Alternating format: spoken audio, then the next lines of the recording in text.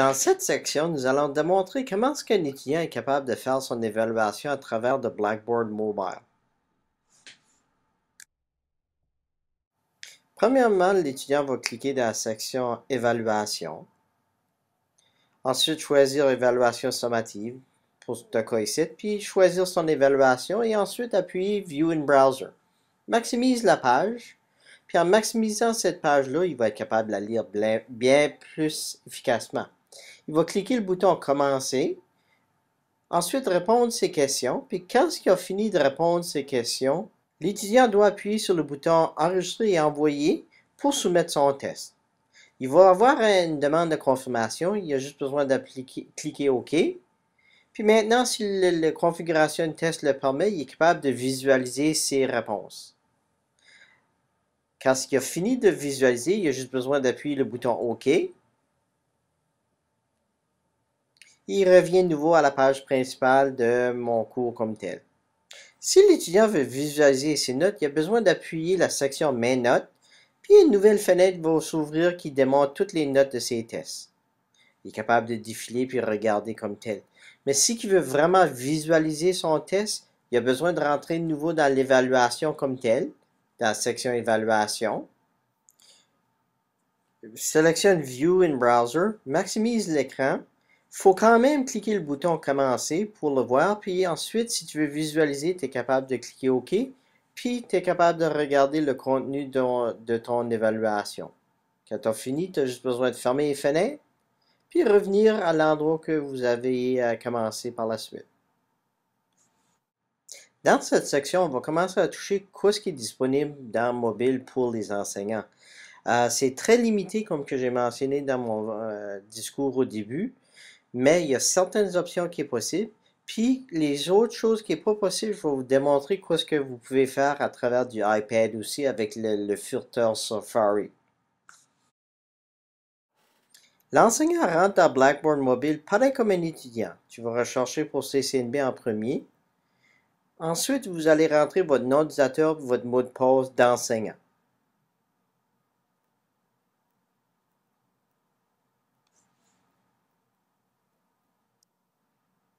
Ensuite, appuyez le bouton Connexion.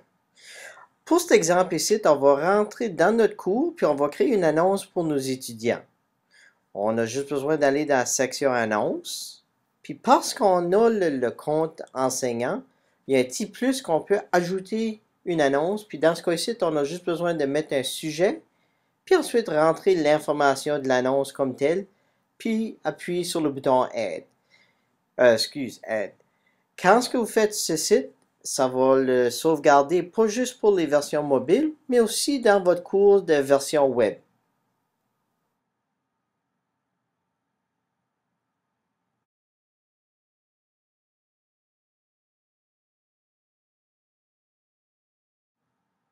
Et voilà, mon message. On a juste besoin de fermer la fenêtre, assurer qu'on a fini avec. Une autre option qui est disponible aux enseignants avec Blackboard Mobile, c'est que vous êtes capable de mettre des messages dans le forum de discussion, puis vous êtes capable de répondre aux messages dans le forum de discussion avec l'application. Vous avez juste besoin de sélectionner le forum comme tel, rentrer dans le forum, puis il va montrer les différents messages qui ont été placés. Vous pouvez placer votre propre message ou juste appuyer sur le bouton Reply pour répondre à un message dans le forum. Comme que j'ai mentionné au début de la présentation, Blackboard Mobile est plutôt une interface utilisée pour les étudiants.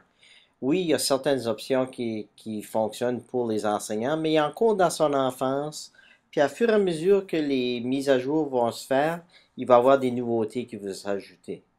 Pour ma recommandation aux enseignants, je vous recommande d'utiliser la version web si vous avez besoin de faire des modifications à votre contenu de cours ou si que vous voulez ajouter du contenu ou des affaires comme ça. Mais il y a aussi la possibilité, si vous voulez, vous pouvez utiliser la version web qui s'affiche dans le filtre Safari d'un iPad. 99% des outils qui sont disponibles via web sont disponibles via le web sur l'iPad aussi, puis je vais faire une petite démonstration. Premièrement, on va sortir de l'application, soit appuyer sur le bouton Logout ou juste fermer l'application. On va ouvrir Safari, puis on va rentrer le site web coursenligne.net dans l'adresse. Et ensuite, on va appuyer sur le bouton Go. La page va s'ouvrir, puis tu as juste besoin de rentrer ton nom d'utilisateur et mot de passe comme enseignant aussi dans Safari.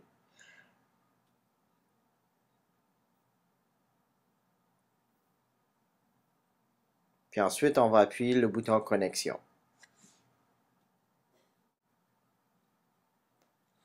Comme vous pouvez voir, c'est le même interface qu'on voit quand on utilise un ordinateur, puis on le fait afficher dans la version web. Toutes les options vont fonctionner, mais il y a un petit bug à ce moment ici avec le centre de notes.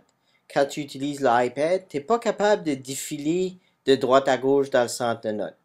Pour cette raison, on recommande, si vous avez besoin d'utiliser le centre de notes, d'aller directement sur votre ordinateur.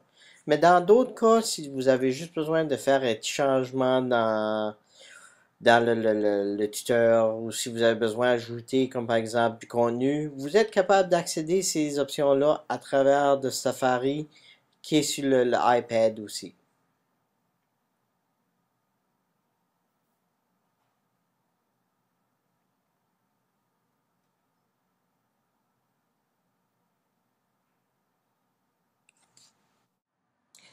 Ceci conclut ma présentation sur Blackboard Mobile. Mais avant que je dise un bonjour à tout le monde, je voulais quand même vous démontrer que Blackboard Mobile fonctionne sur l'iPad comme que j'ai fait démontrer sur l'écran, où ce que je peux faire déplacer les choses en glissant mon doigt dessus.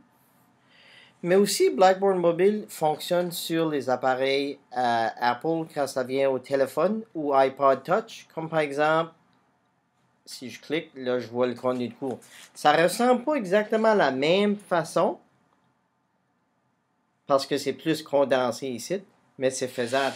Puis une des grosses choses avec Blackboard Mobile, à ce moment-ci, comme j'ai mentionné au début, c'est qu'il est seulement disponible sur les appareils Apple, qui est le iPad, le iPod Touch, puis le iPhone, sur une connexion Wi-Fi ou sans fil.